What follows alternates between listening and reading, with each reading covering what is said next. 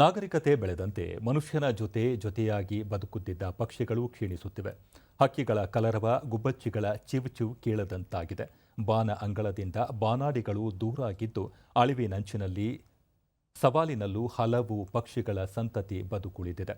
ಇಂಥ ಹೊತ್ತಲ್ಲೇ ಸುಮಾರು ವರ್ಷಗಳಿಂದ ಕಾಂಕ್ರೀಟ್ ಕಾಡಿನ ಮಧ್ಯೆ ಮತ್ತೆ ಹಕ್ಕಿಗಳ ನಿನಾದ ಕೇಳುವಂತೆ ಪಕ್ಷಿ ಪ್ರೇಮಿಯೊಬ್ಬರು ಮಾಡಿದ್ದಾರೆ. ಈ ಕುರಿತು ಒಂದು ವರದಿ.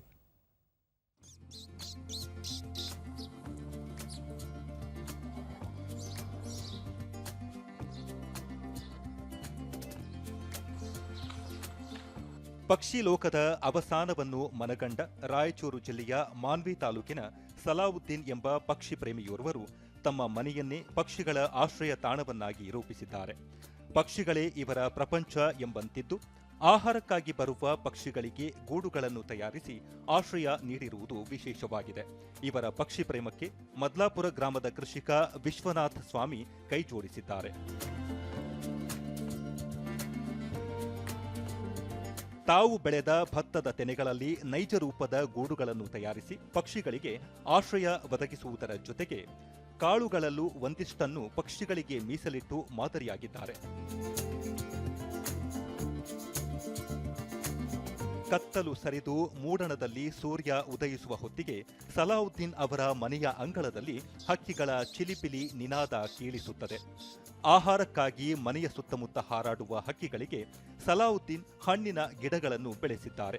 ನೀರಿನ ವ್ಯವಸ್ಥೆಯನ್ನೂ ಮಾಡಿದ್ದಾರೆ. 100ಕ್ಕೂ ಹೆಚ್ಚಿನ ಗುಬ್ಬಚ್ಚಿಗಳು, 25ಕ್ಕೂ ಹೆಚ್ಚು ಪ್ರಭೇದಗಳಿಗೆ ಆಶ್ರಯವನ್ನು ಕೊಟ್ಟಿದ್ದಾರೆ. ಭತ್ತದ ತೆನೆಗಳಿಂದ ನಿರ್ಮಾಣಗೊಂಡ ಗೂಡುಗಳ ಜೊತೆಗೆ ಸಲಾವುದ್ದೀನ್ ಅವರ ಮನೆಯಲ್ಲಿ ಗೋಡೆ, ಛಾವಣಿಗಳಲ್ಲಿ ಬಿದಿರು, ಟೈರ್, ಮಡಕೆ, ಪೈಪ್ಗಳ ಮೂಲಕ ಗೂಡುಗಳನ್ನು ನಿರ್ಮಿಸಲಾಗಿದೆ. ಗುಬ್ಬಚ್ಚಿ, ಮೈನಾ, ಹಳದಿ ಗುಬ್ಬಿ, ರಾಬಿನ್, ಬುಲ್ಬುಲ್ಗಳಂತಹ ಹಕ್ಕಿಗಳು ಇಲ್ಲಿ ದಿನನಿತ್ಯ ಆತಿಥ್ಯ ಸ್ವೀಕರಿಸುವುದು ವಿಸ್ಮಯಕಾರಿಯಾಗಿದೆ.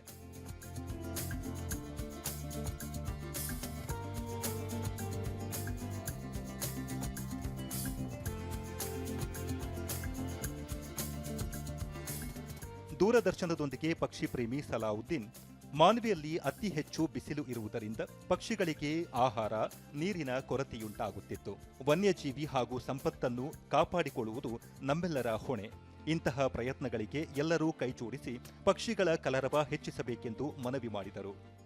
ಪ್ರತಿ ವರ್ಷವೂ ಕೂಡ 2 ಬೆಳೆ ತೊಳಗ ಮುಂಗಾರು ಮತ್ತು ಹಿಂಗಾರು ಬೆಳೆ ಕಟಾವು ಆಗೋದಕ್ಕಿಂತ ಮುಂಚೆಯಲ್ಲಿ ಒಂದು ಜಡೆ ಹೆಣೆದಂಗ ಒಂದು ಭತ್ತದ ಒಂದು ತೆನೆಯನ್ನು ಹೆಣೆದು ನನಗೆ ಕೊಡ್ತಾರೆ ಸರ್. ಇದು ಪುಣ್ಯದ ಕೆಲಸ. ಆಮೇಲೆ ಇದು ಮಾಡೋದ್ರಿಂದ ಇದು ಗ್ರಾಮೀಣ ಕಲೆ ನೋಡ್ಲಿಕ್ಕೆ ಸಹ ಬಹಳ ಚಂದ ಇರ್ತಾವ.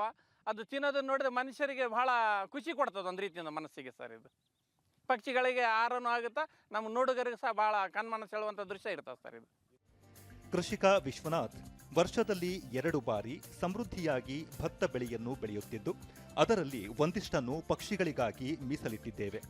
ತೆನೆಗಳಿಂದ ಗೂಡು ನಿರ್ಮಿಸಿ ಆಹಾರ ಮತ್ತು ಆಶ್ರಯ ಎರಡನ್ನೂ ಏಕಕಾಲಕ್ಕೆ ಒದಗಿಸುವ ಪ್ರಯತ್ನ ಮಾಡುತ್ತಿದ್ದೇವೆ ಎಂದು ಹೇಳಿದರು. ಬೇಸಿಗೆ ಮತ್ತು ಮಳೆಗಾಲ 2 ಟೈಮ್ನಲ್ಲಿ ಅದನ್ನು ಗೊಂಚಲು ಮಾಡಿ ಪಕ್ಷಿ ಪ್ರೇಮಿಯವರಾದ ಸಲಾವುದ್ದೀನ್ ಅವರಿಗೆ ಪ್ರತಿ ವರ್ಷದಂತೆ ಕೊಡ್ತಾ ಇದ್ದೇವೆ. ಅದನ್ನು ನಾವು ಕೂಡ ಮನೆಯಲ್ಲೇ ಹಾಕ್ತಾ ಇದ್ದೇವೆ. ಪಕ್ಷಿಗಳಿಗೆ ಇದು ಒಂಥರ ಆಹಾರ ಆಗಿ ಒಳ್ಳೆ ರೀತಿಯಿಂದ ಇದಾಗ್ತದೆ.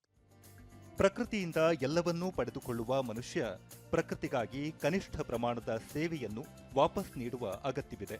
ಈ ನಿಟ್ಟಿನಲ್ಲಿ ಸಲಾವುದ್ದೀನ್ ಅವರ ಸೇವೆ ಮಾದರಿ ಹಾಗೂ ಅನುಕರಣೀಯವಾಗಿದೆ.